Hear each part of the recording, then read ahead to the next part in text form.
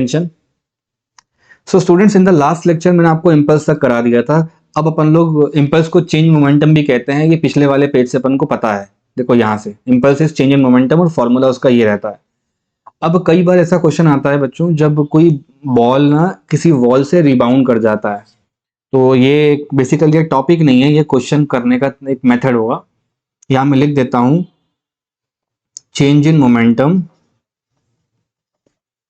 Change in momentum अब कैसे figure out करोगे किसी भी क्वेश्चन में अगर आ जाता है तो। एक पहला बहुत सिंपल सा केस समझा देता हूँ। मान लीजिए थोड़ी देर के लिए कि ये आपके पास क्या है, कोई वॉल आ गया और इसके सामने बच्चों अपने पास कोई बॉल है इस तरह से, and the ball is moving only towards X axis, और you can say that rightward जा रही है। तो उसके पास जो वेलोसिटी होगी ना बच्चों, वो वी एक्स की वेलोसिटी होगी। मास कितना हो जाएगा, एम। तो ये आगे की तरफ बढ़ के जा रहा होगा। आफ्टर द कोलिजन और स्ट्राइकिंग वो रिबाउंड करता हुआ आएगा। रिबाउंड का मतलब होगा ये जो बॉल है बच्चों आपका, वो अब की बार क्या हो जाएगा, बैकवर्ड आता हुआ आपको दिखाई देगा। इतना समझ में आया क्या? तो मास तो एम ही रहेगा, लेकिन वेलोसिटी कितनी हो जाएगी बच्चों, वी एक्स हो जाएगी। ये हो जाएगा आप लोगों का बॉल। तो अपन यहां लिख सकते हैं delta P equals change in momentum. हम लिख सकते हैं डेल्टा पी को चेंज इन मोमेंटम, ठीक है। और ये हो जाता है बच्चों P final minus P initial, या ऐसा लिख सकते हो generally P two minus P one. इतना समझ में आ रहा है क्या बच्चों?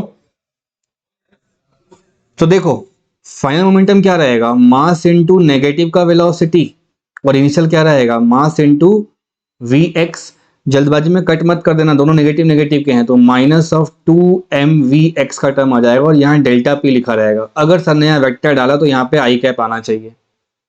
और मैग्नीट्यूड की बात करूंगा अगर मैं सिर्फ और सिर्फ, तो कितने का चेंज होगा बच्चों, जब बॉल रिबाउंड करता है तो कितने का चेंज होता है, ट्वाइस का।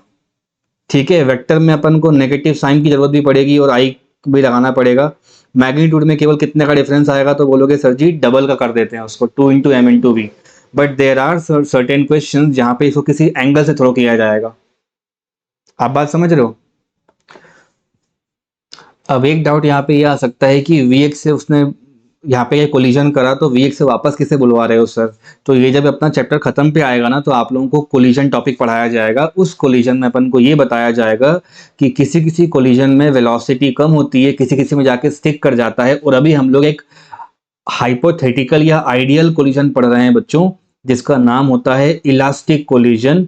ये एक ऐसा कोलिजन है जो हमारे सिलेबस में डिटेल में बताया जाता है। बिकॉज अपन की जो क्लास है ना वो बहुत अप्रोक्सीमेशन वाली है, तो we are not talking about कि साउंड प्रोड्यूस होगा, यहाँ क्रैक आ जाएगा, वियर टीयर आएगा, वेलोसिटी कम हो जाएगी। हम बस ये बोलेंगे जिस मैग्नीट्यूड से राइट जा रहा है उसी मैग्नीट्यूड से बच्चों को बैकवर्ड आ जाएगा। That should be our approach to problem solving. आगे जाओगे तो इन इलास्टिक भी बाद में बनता है। इन इलास्टिक में वेलोसिटी थोड़ी कम हो जाती है, तो ये वाला नहीं है बच्चों, ये इलास्टिक वाला कोलिजन है। तो ये अपना समझ लो, एक अपन ने अजम्पशन लिया। जैसे मान लो प्रोजेक्टाइल पढ़वाते हैं तो उसमें 1000 चीजें और आ जाती हैं, एयर रेजिस्टेंस काउंट करते ही। कभी एयर चल रही है तो बॉल कहीं और उड़ के चली जाती है, तो हमने पहले अपने आप को बचा लिया था वहां पे कि ये सारे अजम्पशंस ले लिए थे। वैसे ही यहाँ पे समझना है कि कोलिजन करेगा तो सेम मैग्नीट्यूड से वो रिवर्ट कर जाएगा। ये अपन को ध्यान रखना है और ये आप लोगों को भी ध्यान रखना है, ठीक है बच्चों। कई बार लेकिन क्वेश्चन में ऐसा मिलेगा आप लोगों को दैट द ऑब्जेक्ट और द बॉल और the small sphere is making some angle before colliding. मतलब यहाँ कहीं ये बॉल रहेगा जिसका मास आप लोगों ने m बना दिया है बच्चों, और ये सीधा जाके स्ट्राइक करेगा किसके ऊपर, किसी वॉल पे, मेकिंग अ सर्टेन एंगल। और ये उनके ऊपर है कि वो एंगल नॉर्मल से दे रहे हैं या सरफेस से दे रहे हैं। सो इन दैट प्रोसेस आपको ये ध्यान रखना है कि हम इसका जब रेजोल्यूशन करेंगे तो क्या करेंगे वहां पे। तो आप लिख सकते हो the angle should be theta, mass दिख रहा है, और वेलोसिटी की जगह पे मैंने केवल v लिखा हुआ है यहाँ पे, है ना। मैंने यहाँ पे डायरेक्शन नहीं बनाया बच्चों, मतलब वेक्टर वगैरह नहीं बनाया, बस मैंने मैग्नीट्यूड ऑफ वेलोसिटी को v मान लिया है। Is this clear?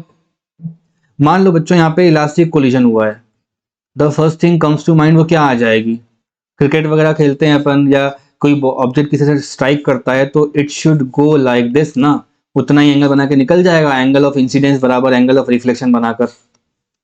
कोई डाउट तो नहीं है बच्चों यहां तक? तो ये एंगल देखो सेम बन रहा है।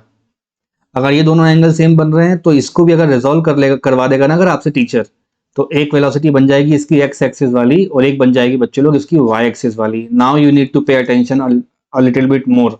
ये थीटा होगा तो नीचे वाला एंगल थीटा बनेगा, एक का नाम हो जाएगा वी एक्स और एक का नाम हो जाएगा बच्चों वी वाई। किस किस को आया ये? सब बच्चों को आया? अरे देखो भाई, थीटा लिखा हुआ है, वी लिखा है, तो थीटा के साथ बच्चों वी एक्स कर लेते हैं, एक्स कॉम्पोनेंट है, एक्स पे जा रहा है, और ये वाई पे। अगर मैं और डिटेल में जाके बात करूंगा ना तो वी एक्स का मतलब हो जाएगा वी कॉस थीटा, ये आपको बाद में बताना है, मुझे अभी नहीं बताना। और ये हो जाएगा बच्चे लोग V sine theta. After reflection you can say that with the angle theta body का मास m है, तो यहाँ पर आप फिर से बोल सकते हो कि सर जी ये उसी वेलोसिटी के मैग्नीट्यूड पे निकल के जा रही होगी, velocity v। Now there comes in the picture of corresponding angle, because अगर आप यहाँ पे दो एंगल रिजॉल्व करते हो इस तरह से बच्चों और इस तरह से, तो आप बोलोगे कि सर अगर ये एंगल थीटा है तो इसके सामने वाला एंगल थीटा होगा, और इस तरफ हो जाएगा माइनस का वी एक्स और ये हो जाएगा वी वाई। बच्चों मेरा एक नॉर्मल क्वेश्चन पूरी क्लास से है, मुझे बताइए क्या y कंपोनेंट चेंज हुआ है क्या वेलोसिटी का? y कंपोनेंट चेंज आया है क्या? तो बोलोगे नहीं सर। x कंपोनेंट में आया तो बोलोगे यस सर आया x कंपोनेंट में चेंज। तो v लिखा हुआ है तो ऊपर वाले का नाम हो जाएगा v साइन थीटा, और थीटा के साथ हो जाएगा तो उसका नाम क्या हो जाएगा बोलो बच्चों? v cos theta. बस उस पर नेगेटिव लगा रहेगा एक, ये वेलोसिटी होगी इसके बराबर की। ठीक है, अब मेरी बात सुनो। Momentum is a vector quantity, momentum is a vector quantity, ये x पे भी देखा जाता है और बच्चा लोग ये y पे भी देखा जाता है, ये अपने दिमाग में होना चाहिए। तो ऐसे ही अगर मान लो मैं चेंज देखूंगा y एक्सिस पे, तो y एक्सिस पे बच्चों जब वेलोसिटी में चेंज आया ही नहीं है तो किस बात का चेंज? तो बोलोगे सर जीरो हो जाएगा। इस पेज पे ये समझने वाली बात है, डाउट है तो बोलो। No change in velocity of y axis, that's it. सारी की सारी कहानी x एक्सिस की है, तो change in momentum of x axis, मैं वेक्टर साइन बाद में पुट कर दूंगा, अभी आप समझो यहाँ पे। फाइनल वेलोसिटी हो जाएगी मास इनटू माइनस का vx, और इनिशियल हो जाएगी mass into vx, same formula as the predecessor, पीछे वाले फॉर्मूले की तरह कॉपी कर दिया है। तो आंसर आना चाहिए तुम लोगों का माइनस ऑफ 2mvx। कोई दिक्कत? लेकिन जैसे ही कोई टीचर यहाँ पे मैग्नीट्यूड लगाता है, मतलब इसके ऊपर वेक्टर लगा देता है, तो ये बन जाएगा minus of 2m, we x की जगह पे लिख सकता हूं मैं v cos थीटा, और यहाँ पे i आ जाएगा। तो ये चीज सीखने वाली है बच्चों कि जब कोई एंगल देख के अगर क्वेश्चन पूछेगा आपसे सामने वाला, तो ये याद रखना है कि 2mvx जो भी आ रहा होगा वो लेना है आपको। अब vx v cos थीटा भी बन सकता है और vx v sin थीटा भी बन सकता है, डिपेंड करता है कि कौन सा एंगल दिया है सामने वालों ने। अभी तो मैंने ये वाला एंगल थीटा लिया है, लेकिन अगर मैं कोई क्वेश्चन दूं आप लोगों को, उस क्वेश्चन में एंगल यहां से अगर मार्क कर देगा सामने वाला, ठीक है, ये वाला क्वेश्चन मार्क कर देगा। देखो नेक्स्ट पे समझा जाता हूं मैं। मान लीजिए बच्चों कि ये कोई वॉल है और इस पर से किसी ऑब्जेक्ट को अपन ने क्या करा है, थ्रो करा है, जस्ट लाइक दिस, और सामने वाले ने आपको इंटेंशनली घुमाने के लिए ना ये एंगल दे दिया है, तब क्या करोगे आप लोग? तो बोलोगे सर रिजॉल्व ही करेंगे और क्या करेंगे। तो ये एक हो गया कंपोनेंट, ये हो गया एक्स कंपोनेंट। बोलो समझ में आया क्या? एक्स और वाई की थोड़ी ना बदल जाएंगी। अब अगर ये एंगल थीटा है तो ऊपर वाला एंगल थीटा होगा, थीटा के साथ हो जाएगा वी कॉस थीटा, और यहाँ क्या हो जाएगा वी साइन थीटा। ये बात किसकी समझ में आ रही है? वरना बच्चे रट्टा मारते हैं कि वी एक्स का मतलब वी कॉस थीटा होता है। नहीं भाई, the thing you should take away from this topic is change in momentum along x axis is 2mvx। अब वो क्वेश्चन पे डिपेंड करता है कि vx की वैल्यू v cos थीटा आ रही है या vx की वैल्यू v sin थीटा आ रही है, depending upon the initial angle of collision given. So if the collision angle is given from the wall, you will take as v sin theta। और बच्चों अगर ये एंगल नॉर्मल से आ जाता है तो आप साफ साफ उसको v cos से सॉल्व कर दोगे। तो जो प्रॉब्लम बन रहा है अपने सामने वो आ रहा है कि चेंज आएगा 2mv ऑफ x। यहां तक का क्लियर है स्टूडेंट्स? है ना, ये पार्ट भी क्लियर होगा तो ज्यादातर क्वेश्चन इस पे बनते हैं। मैं एक आधी क्वेश्चन देता हूं, मुझे करके बताओ फटाफट। Pay attention everyone. In this question mass दे रखा है बच्चों 3 kg, है ना, बॉडी ऑफ मास 3 kg, और ये एंगल 60 डिग्री का है वॉल के साथ। देखो आप ढंग से देखो, तो मान लेते हैं कि यहां से कोई बॉल आ रहा होगा, देखो, तो ये अगर 60 डिग्री एंगल है बच्चों, इसको रिजॉल्व करोगे ना तुरंत आप लोग, तो 60 को देख के यहाँ पर 60 आएगा। इसका मतलब है जो एक्स एक्सिस पे वेलोसिटी आएगी ना उसकी, वो v sin 60 आ जाएगी। किस किस को आया ही समझ में? तो हमसे बोला गया है बस फोर्स बताइए, तो अगर आपको ये जानकारी होगी पिछली क्लास से, दैट द फोर्स इक्वल्स, बोलो, delta P by delta T होता है फोर्स। और चेंज इन मोमेंटम कैसे पता करते हैं अपन लोग? 2 into M into V X collision वाले केस में, और ये हो जाता है delta T. This is also one formula which you people should remember while solving MCQs. तो आंसर देखो मिल गया अपन को, 2 लिखूंगा मैं, मास देखो कितना है, 3 kg है। और वी एक्स का मतलब क्या होगा बोलो, वी साइन थीटा या वी कॉस थीटा? तो ये हो जाएगा 10। What is sine 60? It should be √3/2। Time कितना आ रहा है बच्चों? 0.2 सेकेंड्स। तो 2 से 2 को हटा दो, इसको हटाओगे तो ऊपर एक 10 आ जाएगा, और हटा दोगे तो यहाँ 5 आ जाएगा। 5 3 15, और अपन लिख सकते हैं 150 √3 हो जाएगा, इधर एफ हो जाएगा। और इस तरह से बड़े आसानी से अपन लोग चीज़ों को कर सकते हैं। फोर्स लिखा है तो पक्की बात है न्यूटन में आंसर आना चाहिए, और अपन को मार्क कर लेना चाहिए ऑप्शन नंबर 1। क्लियर बच्चों? तो बच्चों अब अपन लोगों को ना पुली वाले प्रॉब्लम्स कर लेने चाहिए, और ब्लॉक ब्लॉक सिस्टम है ना, तो मैं यहाँ लिखता हूँ बच्चों 2 ब्लॉक एंड 3 ब्लॉक सिस्टम। कई बार 2 ब्लॉक या 3 ब्लॉक के क्वेश्चंस बहुत ज़्यादा पूछे जाते हैं अपन लोगों से, तो मैं यहाँ बना देता हूँ 2 ब्लॉक 2, और यहाँ लिख देते हैं 3 ब्लॉक सिस्टम। एक एक वर्ड इसका समझ के चलना, बहुत काम की चीज़ है ना। इसको सीक्वेंशियली कैसे सॉल्व करते हैं ये भी अपन समझ लेंगे आज के लेक्चर में, और जल्दी से कैसे आंसर निकालते हैं भी मैं आपको बतला दूंगा। तो क्वेश्चन ये कहता है, अभी हाल फिलहाल तो कोई फ्रिक्शन वगैरह नहीं रहेगा अपने पास, तो बच्चों ये कोई आपको सरफेस दी जाएगी, और सरफेस अभी बिल्कुल हॉरिजॉन्टल है, and you have 3 bodies like this.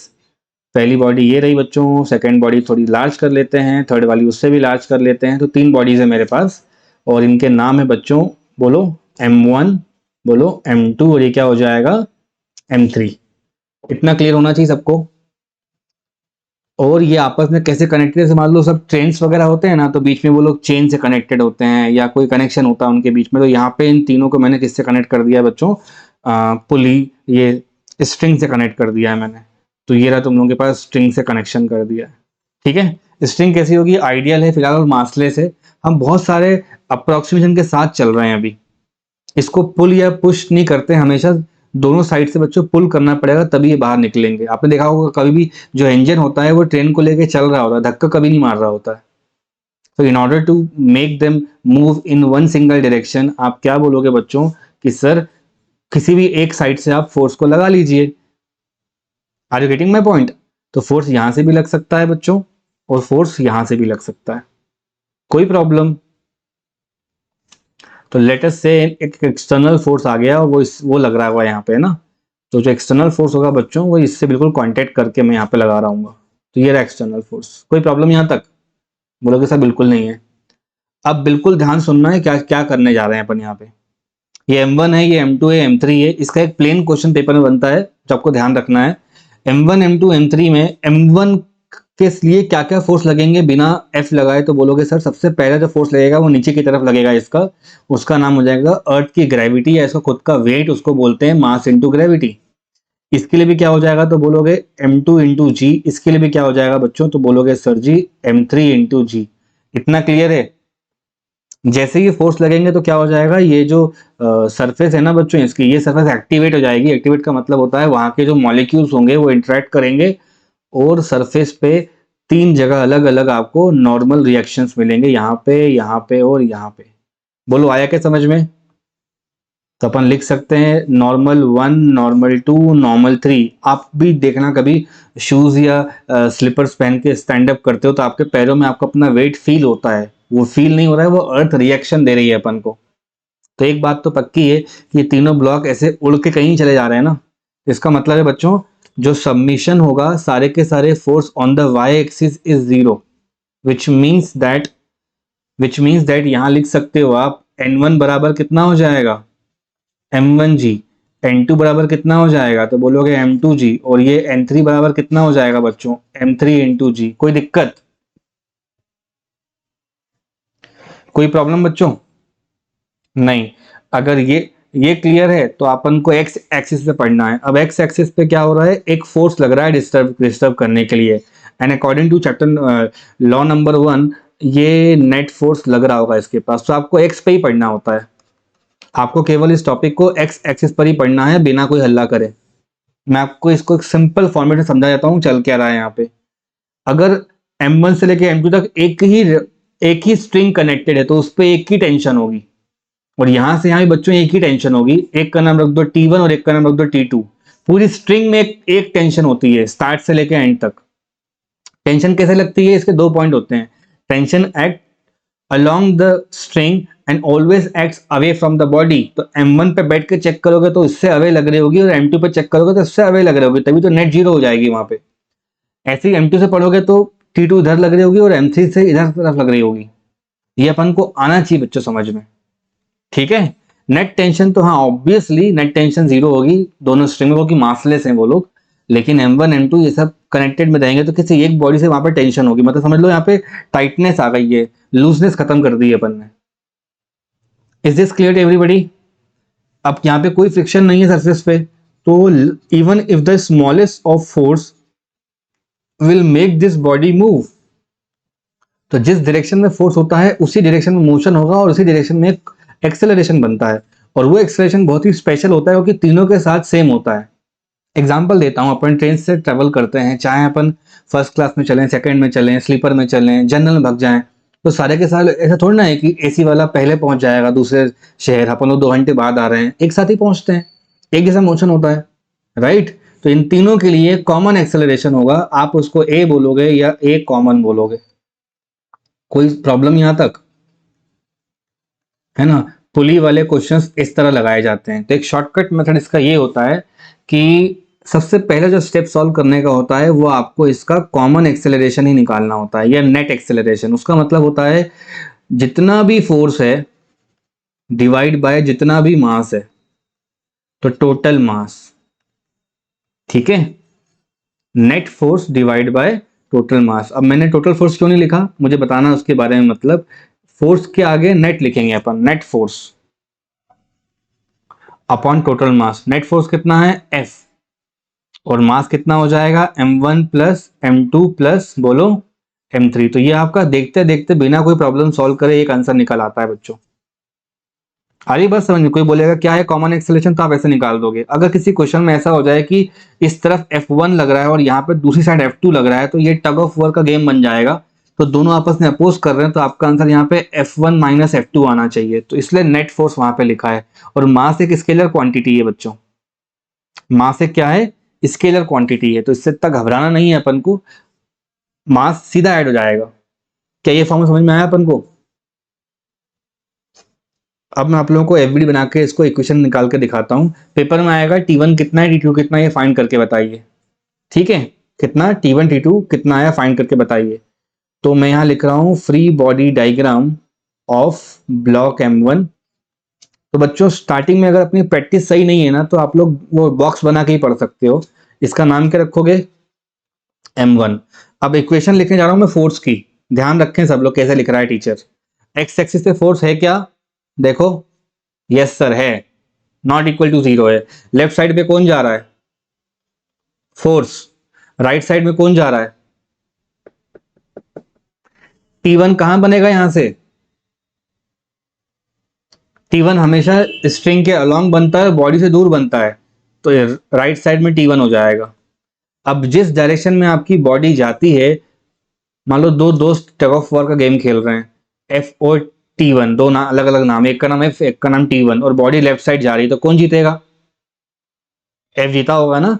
तो जिस तरफ मोशन होता है, अब भूल जाओ sign convention, plus side right side में नेगेटिव पीछे की तरफ, ग्राफ की बात है, 9-10 का कहानी छोड़ दो। अब जहां बॉडी का मोशन होगा वो हो जाएगा पॉजिटिव, उसको अपोज कौन कर रहा है, T1 बराबर करके यहाँ पे नेट फोर्स लिखते हैं। तो नेट फोर्स का फॉर्मूला होता है मास इनटू एक्सेलरेशन। तो मास उस बॉडी का आता है और एक्सेलरेशन पूरे जमाने भर का आता है, तो M1 इंटू एक्सेलरेशन, यही जो कॉमन एक्सेलरेशन है उसी को बोलते हैं एक्सेलरेशन। किस किस को आई ये लाइन समझ में, मैं फिर से एक्सप्लेन करने जा रहा हूं। जिस तरफ मोशन होता है वो पहले लिखते हैं, जो पीछे जा रहे हैं वो बाद में लिखते हैं, तो एफ माइनस टी वन बराबर नेट फोर्स। नेट फोर्स का मतलब होता है मास इंटू एक्सेलरेशन। मास किसका? बॉडी का। एक्सेलरेशन किसका? पूरे जमाने का, मतलब पूरे अरेंजमेंट का, पूरे सिस्टम का। डाउट तो नहीं किसी को? इक्वेशन नंबर 1 कर दिया इसको मैंने। अब मैं बोलूंगा बच्चों ये F B D second body का बना के दिखाओ। सेकेंड बॉडी को पढ़ोगे तो उसका मास कितना है, जल्दी करो। m2। अब m2 पे बैठ के दोनों साइड तो स्ट्रिंग्स हैं, तो आपको पता होगा टेंशन कहां लगती है, हाँ ना बोलो। जो टेंशन m1 के लिए राइट साइड लग रही है वही टेंशन मेरे लिए क्या लग जाएगी, पीछे की तरफ। और यहां क्या हो जाएगा, T3। बॉडी कहां मूव कर रही है, राइट या लेफ्ट? बॉडी कहां मूव कर रही है, राइट या left? How how do you make the equation? T2 T3 की फाइट होगी तो कौन जीतेगा? T2 minus T3 equals to net force. तो ये हो जाएगा m2 इंटू एक्सेलरेशन। किस किस को आ रहा है ये समझ में बच्चा लोग?